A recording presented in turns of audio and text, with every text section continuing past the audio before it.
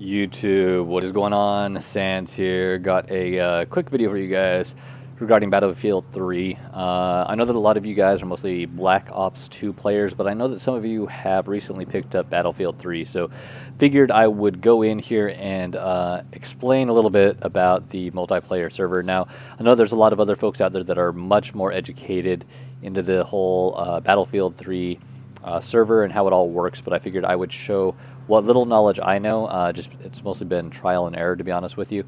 So, so to be honest with you, one of the things that I do like about Call of Duty Black Ops is when you invite your friends to join a party, it's a lot easier to kind of see what's happening. So, in here, for example, if I was to invite someone to a party, I would send an invite. Now, I don't have really anyone on that's playing right now, but if I did, then basically on that right-hand side where it says playing Battlefield 3, it would turn green once they joined, and then they would be in my squad.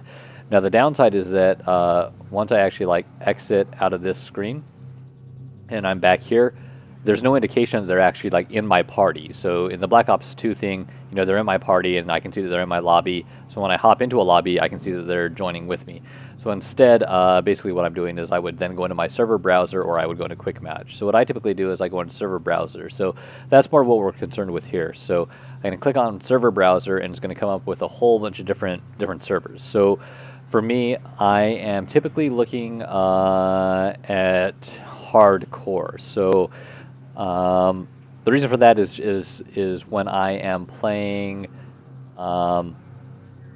with a sniper rifle, I tend to prefer the one shot, one kill type thing. And in Battlefield 3, if you're playing regular, it's pretty much like headshots are the only way that you're going to get one shot, one kill if you're playing regular, and that's just kind of the way that they design the game. So it's otherwise, if you miss, it's going to be basically a two-shot kill, which makes it difficult, but also kind of balances out the game a little bit. I know that you guys have probably noticed in Black Ops 2, it's gotten a little bit crazy. So let's go in here to show filter. So if you click on the right stick, it's going to actually bring up all the different types of game modes and everything else. So you'll notice right here that I can select the number of players. So for me, I like the larger amount of players. I like it to be a little bit more chaotic. I think it's fun. And then for game mode, I'm down with any game mode. So there's a lot of different game modes in here, and you can see that it's not necessarily clear as to what each one is. So you have Conquest, Rush, Team Deathmatch, Squad Domination, I believe, Squad Rush, and so when it's Squad, it's obviously kind of like each squad is pitted against each other. So you'll have 4 different squads that are playing against each other, 5 different squads. Then there's there's that Call of Duty Black Ops 2 version of it. The multi-team where you have the 3 teams going against each other. So it's kind of the same concept here. Conquest, Assault, Domination. I think this is gun mode or something like that. Team Deathmatch, Conquest maybe. Tanks or some shit like that. Capture the flag. Scavenger, Assault or something, or Armored something. I don't know. In any case, there's a bunch of game modes that I really haven't messed around with. Now, then with the maps, you can select which maps you want to play with. So the big thing with this is that obviously some of these are expansion packs. So if you don't have the maps, or if you haven't purchased the maps, they're going to be unavailable to you, so you're going to want to filter those out. So if you haven't purchased them, then obviously you don't want to be searching for those. So then you can put in here hardcore or normal or whatever you want to do.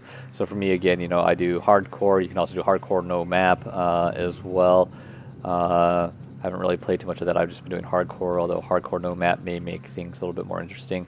And then you can select region, which is also nice because they're doing servers. So, of course, if you want something that's closer, if you live on the west, east or in the middle of America, then you'll want to choose, a server that's close to you. Or else, if you live in Europe or Asia, obviously, that's what you're going to want to be pinging. Now, when I go back here, it's going to automatically refresh.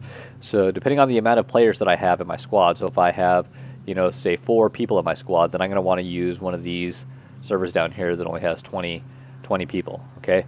Now, if it's only me, myself, and I, then I will want one of these. Now, if I don't see anything that I like, then I can always push X instead, and then that's going to go ahead and refresh the servers. Okay, so now I can see, okay, well, is there anything out here that I really want to play? And for me personally, I actually like playing on the dice servers. So you can see that they have one right here. So this is the DICE most popular server.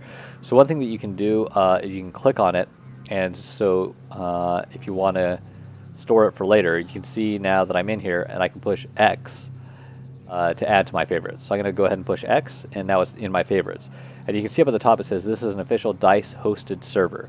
So these ones are kind of nice, just having the official DICE servers because they are monitored a little bit more so than some of these other ones. And some of these other ones that are being rented by certain people, the bad thing is that you will get kicked out just randomly if a mod comes in, which can be a little bit annoying.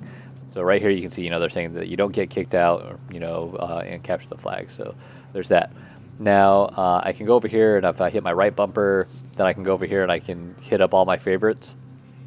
So here we go. You can see that I have pretty much as many DICE servers as I possibly can, all saved in here. And the reason for that is that if I want to hop into any of these DICE servers that are up, then I'll be able to. And now again, you notice that some of them are just completely offline, or there's no players in them. So that's why when you see them up, I would recommend that you guys actually just add them to your favorites as soon as you possibly can. So that's kind of how the whole server browser works. This is mostly, again, like I'm saying, just an introduction for most of you that are either brand new to Battlefield 3, or those of you that have made the transition from Call of Duty over to Battlefield 3 recently and are just kind of unfamiliar with the terrain and how the whole server browser works. So in any case, I hope that this kind of helps you guys out and clears the air a little bit. I'm gonna go ahead and actually add these two to my favorites as well, so I have them on here. And hope that this helped you guys out. Thanks for watching, you guys, and stay tuned. I guess I have the maximum amount, so it's 22. So I guess we know that now as well. So thanks for watching, you guys, and until next time, it's sandz.